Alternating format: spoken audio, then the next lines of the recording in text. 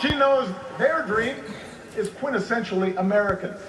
And the American dream is something no wall will ever contain.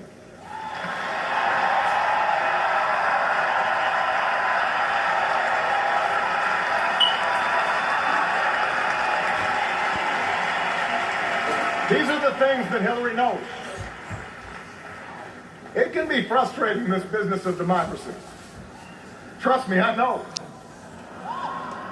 Hillary knows too. When the other side refuses to compromise, progress can stall. People are hurt by the inaction. Supporters can grow impatient and worry that you're not trying hard enough, that you've maybe sold out. But I promise you, when we keep at it, when we change enough minds, when we deliver enough votes, then progress does happen. And if you doubt that, just ask the 20 million more people who have health care today. Just ask the Marine who proudly serves his country without hiding the husband that he loves.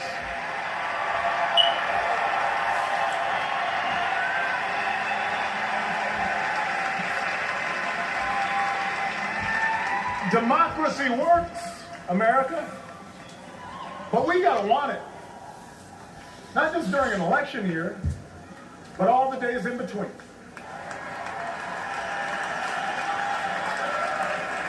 So if you agree that there's too much inequality in our economy and too much money in our politics, we all need to be as vocal and as organized and as persistent as Bernie Sanders supporters have been during this election.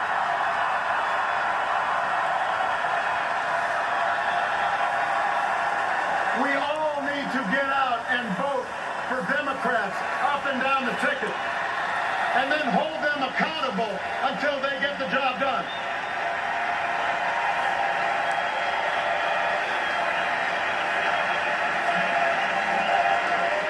That's right, feel the burn.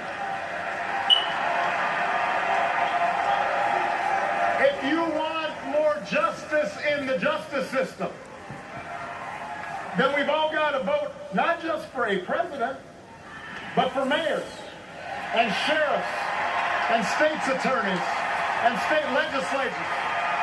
That's where the criminal law is made. And we've got to work with police and protesters until laws and practices are changed. That's how democracy works. If you want to fight climate change, we've got to engage not only young people on college campuses, we've got to reach out to the coal miner who's worried about taking care of his family, the single mom worried about gas prices. If you want to protect our kids and our cops from gun violence, we've got to get the vast majority of Americans, including gun owners who agree on things like background checks, to be just as vocal and just as determined as the gun lobby that blocks change to every funeral that we hold. That is how change happens.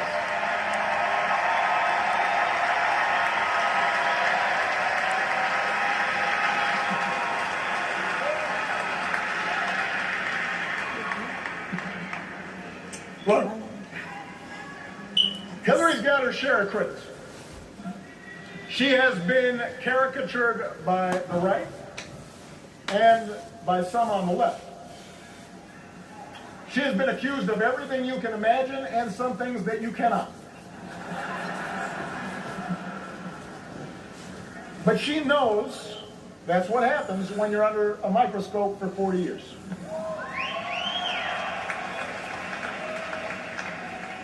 She knows that sometimes during those 40 years she's made mistakes, just like I have, just like we all do. That's what happens when we try. That's what happens when you're the kind of citizen Teddy Roosevelt once described. Not the timid souls who criticize from the sidelines, but someone who is actually in the arena, who strives valiantly, who errs, but who at the best knows in the end the triumph of high achievement. Hillary Clinton is that woman in the arena. She's been there for us, even if we haven't always noticed. And if you're serious about our democracy, you can't afford to stay home just because she might not align with you on every issue. You've got to get in the arena with her, because democracy isn't a spectator sport. America isn't about, yes, he will. It's about, yes, we can. And we're going to carry Hillary to victory this fall, because that's what the moment demands.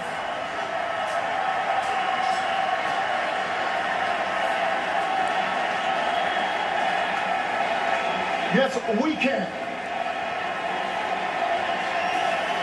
Not yes, she can, not yes, I can. Yes, we can.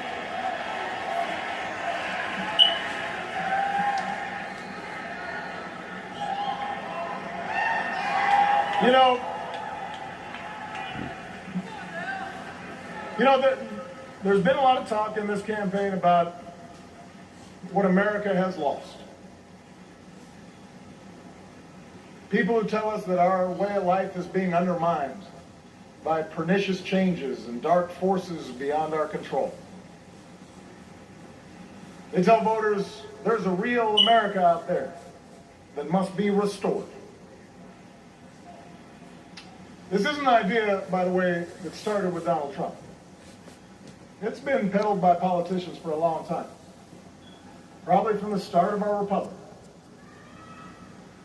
And it's got me thinking about the story I told you 12 years ago tonight, about my Kansas grandparents and the things they taught me when I was growing up. See, my grandparents, they came from the heartland. Their ancestors began settling there about 200 years ago. I don't know if they had their birth certificates, but they were there. And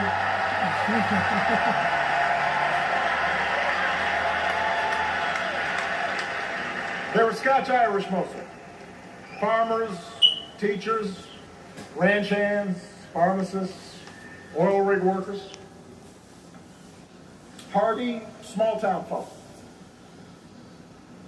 Some were Democrats, but a lot of them, maybe even most of them, were Republicans. Party of Lincoln. And my grandparents explained that folks in these parts, they didn't like show-offs. They didn't admire braggarts or bullies. They didn't respect mean-spiritedness or folks who were always looking for shortcuts in life.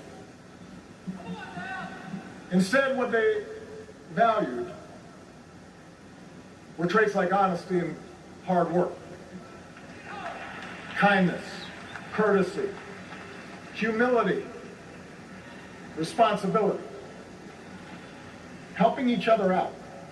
That's what they believed in. True things. Things that last. The things we try to teach our kids. And what my grandparents understood was that these values weren't limited to Kansas. They weren't limited to small towns. These values could travel to Hawaii. They could travel even to the other side of the world, where my mother would end up working to help poor women get a better life, trying to apply those values. My grandparents knew these values weren't reserved for one race. They could be passed down to a half Kenyan grandson or a half Asian granddaughter. In fact, they were the same values Michelle's parents, the descendants of slaves, taught their own kids, living in a bungalow on the south side of Chicago. They knew these values